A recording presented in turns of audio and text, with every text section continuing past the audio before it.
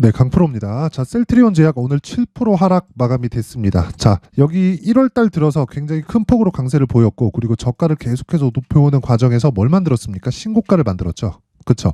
항상 신고가 이후에는 매물 소화 과정이 나온다. 그래서 제가 고가에서 매수하지 말으라고 이야기를 계속해서 드렸던 겁니다. 자, 근데 지금 7% 하락이 됐기 때문에 그렇죠. 당연히 나와야 되는 조정이 나온 거고, 우린 이 구간에서 굳이 돌파를 확인하지 않고 매수해도 되는 가격대까지 왔다. 하지만 기간은 생각하자. 기간은 최소한의 바닥 확인 과정을 거치고 나서 우리가 매수할 수 있는 가격대를 잡자. 왜 그렇게 제가 이야기를 드리냐면요. 자, 지금 셀트리온 그룹에는 그쵸? 상승할 수 있는 모멘텀이 하나 있죠. 그게 합병입니다. 합병. 그쵸? 일단 1차 합병. 셀트리온이 셀트리온 헬스케어를 합병한다는 내용이 있죠. 그쵸? 이미 진행이 되고 있고요. 그리고 2차 합병으로는 셀트리온 제약. 그쵸. 이쪽으로 합병이 되고 있는 지금 정확하게 일정 공개가 된 건 아니에요. 근데 합병을 하고자 하는 의지가 그 서정지 대장으로부터 명확하게 나온 부분이 있습니다. 근데 제가 이야기를 드리고자 하는 건 그겁니다. 합병 때문에 주가가 올라가는 게 아니라 제약주가 움직일 때가 됐다. 지금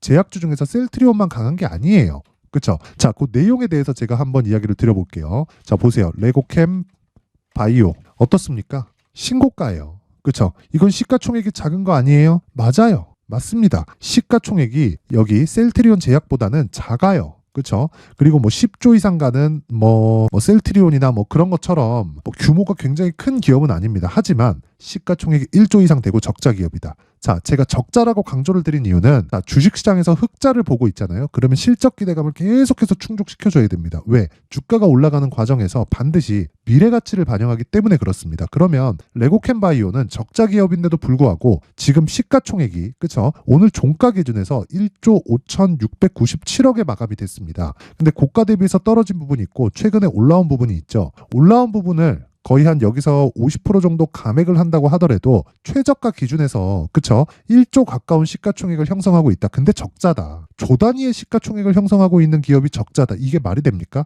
근데 내용을 확인해 보잖아요. 개별 모멘텀이 있어요. 얀센에 2.2조짜리 그쵸? 기술 수출에 성공을 했습니다. 자, 2.2조의 수출을 했다는 건 시장에서 1조 가까운 적자 기업의 이 평가를 인정해 준 게 가지고 있는 기술력에 대해서 시장의 평가치가 인정을 해줬다는 게 되는 겁니다. 자, 이것처럼 이것뿐만이 아니에요. 지금 제약주 중에서 굉장히 큰 수급의 변화가 나오고 있습니다. 종근당 같은 경우에도 마찬가지예요. 그렇죠? 어떻습니까? 오늘 빠지기는 했지만 그동안 계속해서 신고가 구간에서 이격을 높여오고 있던 그런 상황이었습니다. 자, 그런데 그 중에서 대장은 어디예요? 셀트리온 제약 그리고 HLB 그렇죠? 시가총액이 가장 크죠. 이런 종목들이 하락을 하고 있다 보니까 뒤따라오던 종목들에 대한 움직임이 그렇죠? 먼저 조정폭을 키웠고 그리고 조정 구간이 조금씩 커지고 있는 겁니다. 그런데 이런 모든 종목들이 다 신고가 구간에서 조정을 받고 있다는 거예요. 자, 보면 한올, 바이오 파마 자, 보세요. 어때요? 신고가 구간에서 떨어지고 있죠. 그렇죠?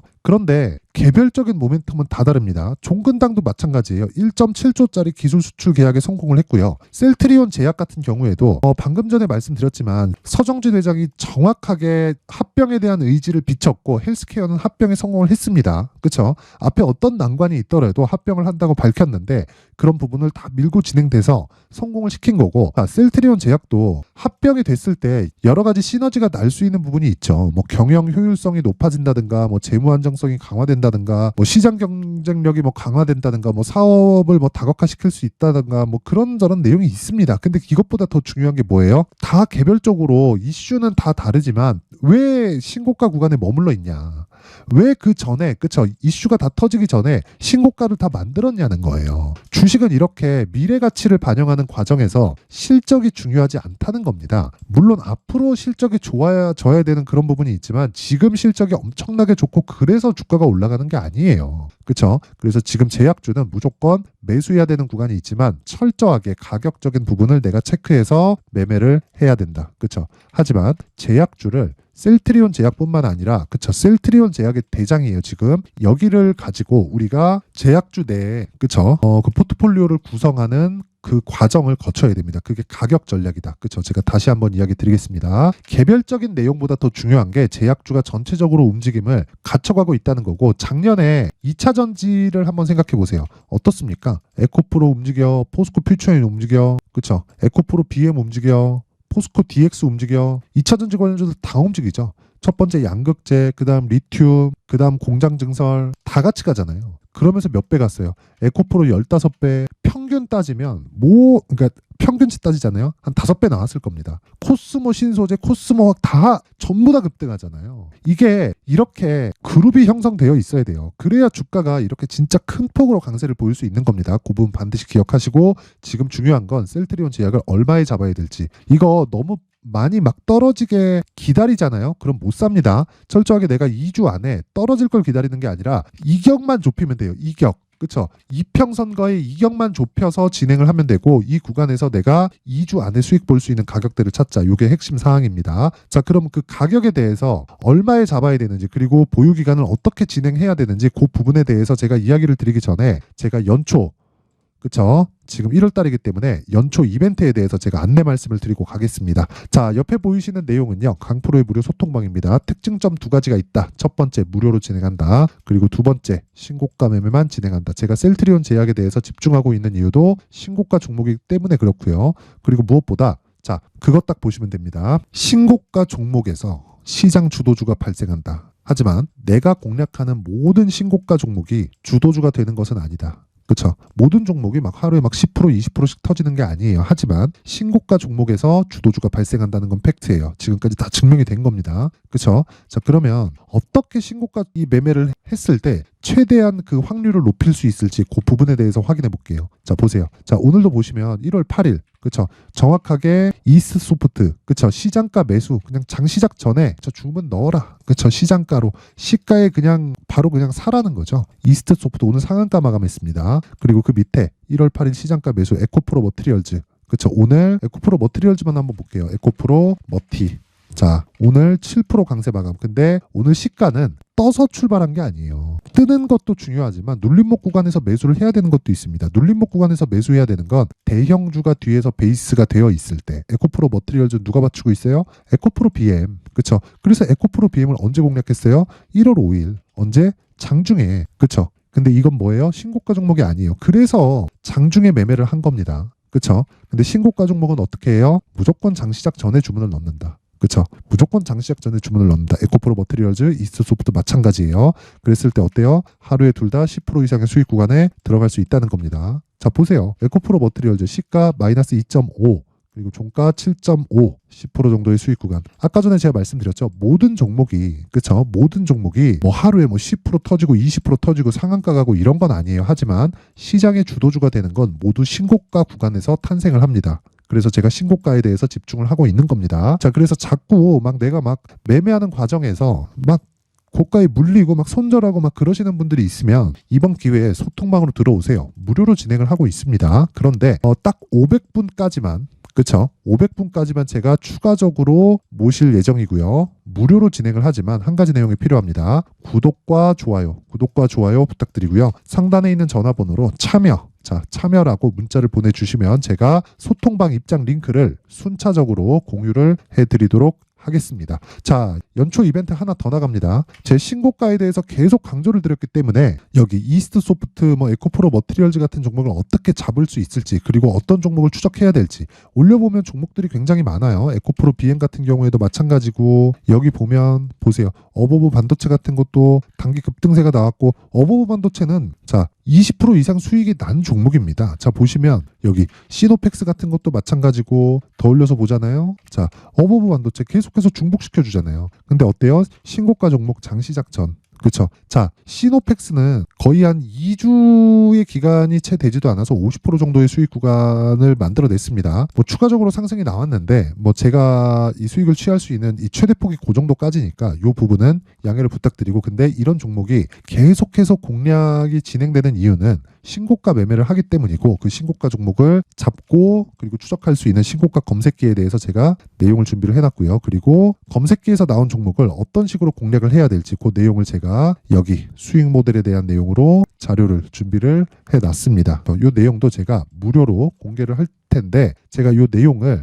보내드릴 수 있게 상단에 있는 전화번호로 참여라고 문자를 보내주시면 제가 소통방 입장 링크와 함께 신고가 검색기 그리고 수익 모델에 대한 자료까지 제가 함께 공유를 해드리도록 하겠습니다. 자, 다시 셀트리온 제약으로 돌아와서 보겠습니다. 자, 셀트리온 제약 오늘 빠졌는데 단기간에 상승폭이 컸습니다. 그렇죠. 그리고 제약주가 전체적으로 조정을 받았고 셀트리온 같은 경우에도요. 보세요. 그렇죠. 오늘 조정을 받았죠. 1월 2일까지 다 강세를 보였습니다. 근데 그 이후에 조정 구간이 발생을 했고 지금 시장이 그렇게 썩 좋은 상황이 아닙니다. 근데 시장이 조정을 받는 건 당연하다. 왜? 금리 인하에 대한 부분이 먼저 가격 반영을 했고요. 그런 과정에서 금리 인하에 대한 부분이 좀 시점에 대한 조정이 있을 수 있어요. 그 부분이 작용하면서 지금 주가가 조정을 받고 있는 건데 금리 인하는 그냥 100% 확정이 된 겁니다. 단지 시점에 대한 문제예요. 그리고 대선 있죠. 그렇죠. 대선에 대한 부분.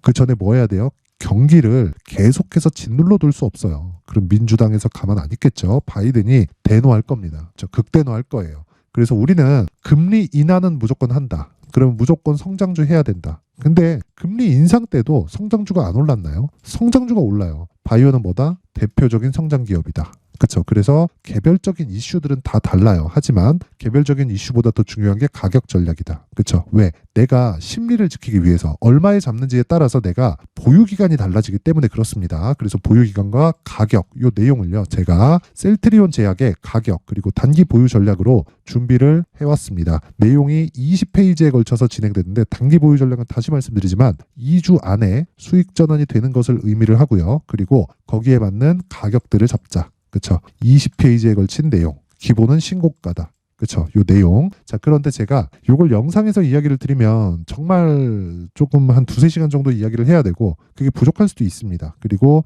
뭐 편집 시간이라든가 여러 가지 좀 번거로워서 제가 요렇게 그렇죠. 딱 가져가서 공부하시라고 내용 준비를 해놨으니까 요것도 구독과 좋아요 부탁드리고요. 상단에 있는 전화번호로 셀트리온 셀트리온이라고 문자를 보내주시면 제가 셀트리온 제약의 가격 그리고 단기 보유 전략을 함께 공유를 해드리도록 하겠습니다. 뭐 실시간 내용이 필요하고 다른 뭐 신고가 구조에 대해서 내용 파악이 필요하다 하시는 분들은 참여라고 문자를 보내주시면 됩니다. 자, 항상 긴 영상 봐주셔서 감사드리고요. 자, 그리고 무엇보다 제가 이 신고가에 대해서 그렇죠. 계속 강조를 드리고 있다 보니까 제가 12월 달부터 진행하고 있는 신고가 종목이 있습니다. 그렇죠. 지금까지도 계속해서 매매를 진행하고 있는데 그런 종목들을 어떤 식으로 이 신고가 주도주를 공략해야 될지 그리고 가격대나 뭐 이유, 이슈, 호재 이런 부분에 대해서 해석하는 방법에 대해서 제가 내용을 제가 준비를 해놨으니까 영상 끝까지 시청하시고요. 모든 분들이 성공 투자하셨으면 좋겠습니다. 네, 올 한 해를 뒤돌아보니까 구간별로 큰 수익이 나왔었던 종목들이 꽤 많이 보입니다. 1월 달에는 AI 관련주들이 있었고요. 그리고 2월 달부터는 2차 전지가 계속해서 강세를 보였죠. 자, 그리고 나서 3월 달이 되니까 AI 반도체 관련주들이 신고가를 만들면서 5월 달부터 시세를 큰 폭으로 냈죠. 저가부터 따진다면 한미 반도체와 같은 종목들도 올 한 해 6배 정도의 시세가 나왔습니다. 혹시라도 올해 수익을 보지 못하신 분들이 있다면요. 어떻게 시세가 움직이는지 반드시 익혀 놓으셔야 되고요. 만약에 그런 부분이 아직 준비가 되어 있지 않다면 어중간한 종목들 사고팔고 하지 마시고요. 딱 한 종목에 비중을 제대로 넣어서 확실하게 수익을 보는 방법이 필요합니다. 자, 그래서 제가 23년 12월 달 강프로의 대시세 종목을 준비를 해왔고요. 이 종목은 대기업을 상대로 안정적인 매출 구조를 갖추고 있는 데다가 이 규모가 40%를 넘나들고요. 호황기 때는 50%를 넘나드는 역대급인 이익 구조를 갖추고 있어서 대체 불가능한 기업이라고 보셔야 됩니다. 자, 지금 현재 주요 거래처는요. 삼성전자, 인텔, 하이닉스, TSMC, 엔비디아까지 모든 반도체 업체를 고객사로 확보하고 있는 상황이고요. 이 재무제표 상황을 보면요. 이익률 자체가 넘사벽인 걸 알 수 있습니다. 넘을 수 없다는 거겠죠. 첫 번째 급등 포인트를 보면요. 앞서서 보여드렸었던 실적은요. 23년도 개화 시기에 접어들었었던 AI 반도체의 실적이 포함되지 않은 실적입니다. 자, 그런데 올 한 해 개화 시기에 접어들었었던 새로운 반도체의 실적치가 더해지면요. 질적인 성장보다 양적인 증가가 함께 이루어지게 되고요. 그런 부분을 한미 반도체가 이미 시세로 보여줬죠. 저가부터 6배 강세를 보인 상황이 있습니다. 강프로의 무료 소통방이죠. 어떻게 매매를 했느냐. 5월 25일 날 그쵸? ISC를 49,800원에 매수를 했고요. 자, 그리고 나서 2달도 되지 않아서 한 100% 정도의 수익을 만들어냈습니다. 자, 근데 6월 2일 날 내용 한번 확인해 보시면 자, 한미반도체 26,000원까지 올려서 잡겠다는 내용이 있죠. ISC와 함께 새로운 반도체 관련 종목입니다. 이때 당시 가격이 25,650원이었는데 그냥 올려서 잡으라는 거겠죠. 지금 현재 한미반도체 가격이 62,000원인 걸 본다면요. 항상 주가는요. 신고가 이후에 공략하는 것이 좋고 그랬을 때 단기간에 100% 수익이 가능한 구조를 만들 수 있습니다. ISC도 그렇고 한미반도체도 마찬가지예요. 당연히 에코프로도 마찬가지입니다. 두 번째 급등 포인트를 보면요. 자, 개인용 PC를 비롯해서 서버, 클라우드, 그리고 우리가 사용하는 스마트폰까지 기본적인 PC 구조와 동일하고요. 새로운 반도체의 구조도 동일한 구조를 갖추고 있습니다. 자, 근데 한미 반도체의 상승 이유도요. 이러한 구조가 동일하게 진행되기 때문이고 이 구조는 절대로 바뀔 수가 없습니다. 11월 달에 새로운 뉴스가 나왔습니다. 자, 온 디바이스까지 더해지면 비메모리의 사용처는 계속해서 증가할 것은 너무 당연한 이야기고요. 그런 부분을 감안했을 때 이 기업은요. 질적인 부분에 대한 성장이 아니라 양적인 증가까지 이룰 수 있는 상황이 된 겁니다. 한미반도체의 시세를 보면 아직은 굉장히 저렴한 상태를 유지하고 있고요. 세 번째 상황을 보면요. 엔비디아의 실적인데요. 이건 올해 초 대비해서 4배 정도의 상승폭이 나왔고요. 그 주가도 그 정도가 당연히 올랐죠. 주식 투자를 할 때는 예상하는 게 아니라 확정치를 보고 매매를 해서 수익을 낼 수 있어야 됩니다. 앞서서 제가 보여드렸었던 내용인 자, ISC도 그렇고요. 한미반도체도 그렇고 확정된 내용이 있었죠. AI에 대한 개화 시기에 맞춰서 삼성전자와 SK 하이닉스가 강세를 보이는 구간이 있었고요. 엔비디아가 강세를 보였습니다. 자, 삼성전자도 그렇고 하이닉스도 그렇고 엔비디아도 마찬가지고요. 생각해 보시면 세력들이 어찌할 수 없는 정도의 사이즈를 가지고 있는 그런 종목들이죠. 그렇기 때문에 제가 계속해서 이야기를 드리는 겁니다. 확인하는 데는 확정치가 필요하다고요. 엔비디아 실적만큼 확실한 재료가 있을까요? 엔비디아의 실적의 증가세는요. 앞으로 다가올 AI 반도체의 수요 증가가 있을 수밖에 없다는 거고 그리고 그에 맞춰서 단가는 폭증하고 있는 상황인 게 엔비디아의 실적을 보면 알 수 있고요. 그리고 삼성전자와 SK 하이닉스로 연결이 되고요. 그래서 한미반도체가 올라온 그런 상황입니다. 한미반도체만큼 추가적으로 상승할 수 있는 종목이 있다는 게 하이닉스를 포함해서 삼성전자의 시세 그리고 엔비디아의 실적을 보면 알 수 있고요. 그래서 준비한 4분기 대시세 종목, 내년 초까지 강세를 보일 수 있는 종목을 준비를 해왔습니다. 어렵게 생각하지 마시고요. 기본적으로 신고가 구간에 있는 종목이기 때문에 하락에 대한 저항성은 충분히 갖춰져 있는 종목이고 이미 시세가 시작이 됐습니다. 자, 무엇보다 중요한 건 얼마에 사는 걸 텐데 제가 그런 부분까지 상세하게 준비를 해놨으니까 영상 상단에 있는 전화번호로 대시세라고 문자를 보내주시는 분들에 한해서만 무료로 공개를 하도록 하겠습니다. 매매하는 과정에서 수익이 잘 안 난다 하시는 분들은 이 종목 딱 받아가서 큰 수익 내셨으면 좋겠습니다.